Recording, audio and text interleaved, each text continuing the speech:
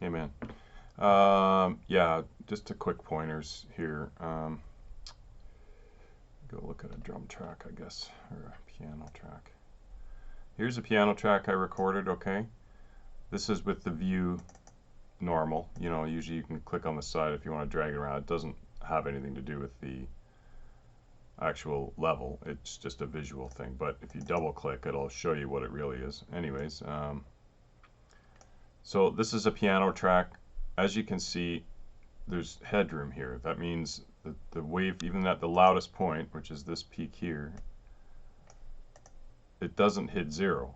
It's, you know, if I play it,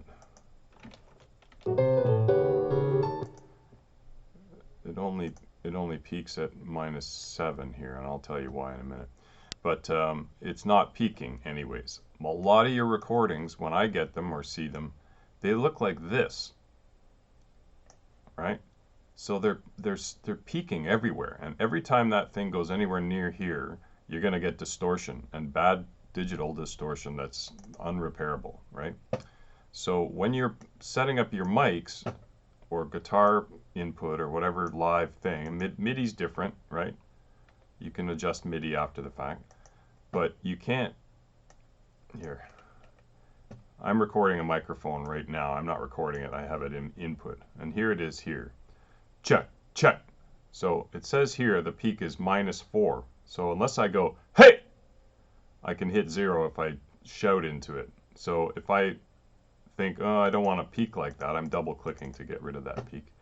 If I don't want to peak like that, I need to go to wherever my mic preamp is. In your case, it'll be your Mackie. Let's pretend this is a Mackie. You need to turn down your input and go back to Sonar. Hey, hey, and make sure you're still under 0 when you peak. Even to be sure, record some. I'm going to record some. Check, check, hey, hey. And you can take a look at the wave file. Hey, hey, hey, hey, da da da. Lots of room, perfect, no peaking. I've got, hey, hey, hey. I've got headroom here. I can hear that actually there's my preamp's a little overloaded, but I'm still not peaking the track anywhere. Actually, it's because it's going to a compressor here. Turn that off. Take a look at the waveform. Hey, hey, hey, hey, da da. Yeah. Anyways, I would even back off some more there before recording the track. Once you're on digital, it's like stuck there forever. And if you record something too quietly in digital, it's no big deal. You can just turn it up. It's not like the old days where things got hissy. There's no such thing as signal to noise ratio in digital. You can just take the signal and amp it up a whole bunch. Now, having said that, it's not good to record a really tiny signal like that. It's fine, it'll work, and you'll be safe, but generally you want something that's getting all the digital information on there, but it never goes past a certain threshold, say -2. Now, in your case, you might be like, oh man, I can't hear I'm doing a vocal and all these tracks are playing, oh my gosh, and I can't hear my vocal. What you should be doing, especially with a big file like this, let's say you got a lot of tracks playing, is go into offset mode, like I said in the email. Now I can hit, hang on, let's show my faders here. If I hit 0, or letter O, sorry, on my keypad here, you'll see that the volume switches to a little plus sign, and this thing turned on and off.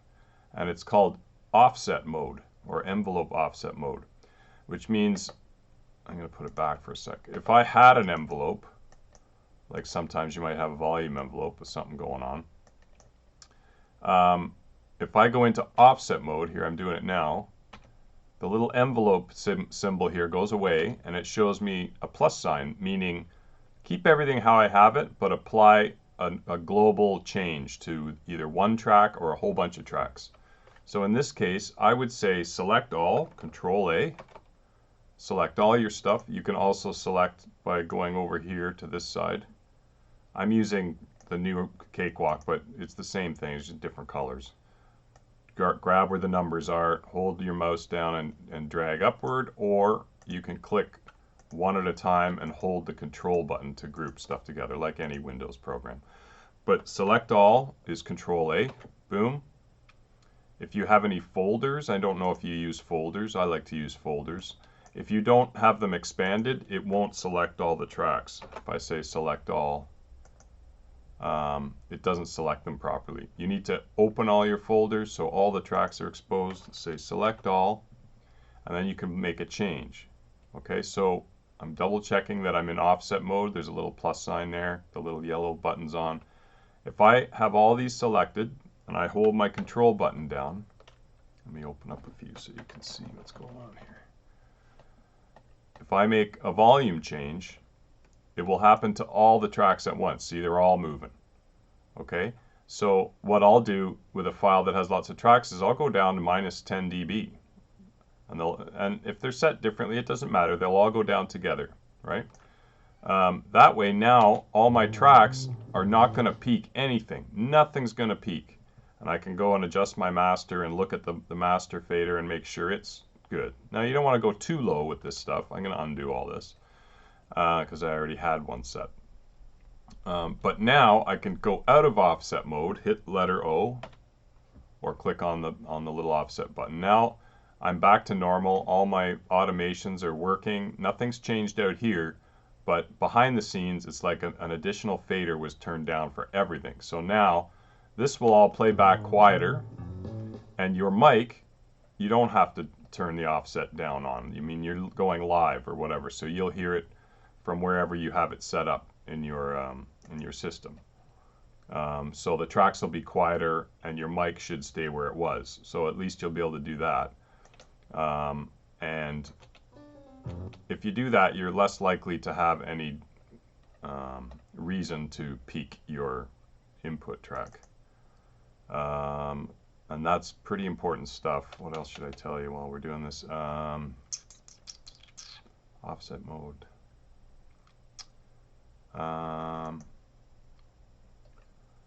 Well, that if you don't peak the tracks, I said that, going to your effects, when you have a track that's too loud, your effect will actually, the input of your effect will actually be going into the red too, so it's distorting. So this is distorting and this is distorting your reverb or whatever it might be. So another reason you just don't want to do that. I think that was pretty much it. No. When you're recording in digital, okay, you've got your Mackie as your whatever your preamp is, that ART thing or the Mackie. The volume there is the one that goes to tape. So you want to look at your track like I did here and make sure that it's recording nicely. Check, check, check. And make the adjustments on your Mackie to get this level looking good, not your headphone level. If you need more in your headphones, I don't know what you should be probably monitoring through your sound card. There should be a place in the Delta, like on mine, it's my UAD thing, where there's this is my sound card, and there's a little mixer attached to it. You would have one on the Delta that's probably only got about 7 tracks or 8 tracks or whatever it is. But in there, you'll see your input, and you can turn that up and down to get more level. And if it's not enough again, do another global thing. Turn everything down even more, and then turn up your headphone signal, wherever your headphone output is. I don't know if you're going into you must be going, I don't know where your headphones go.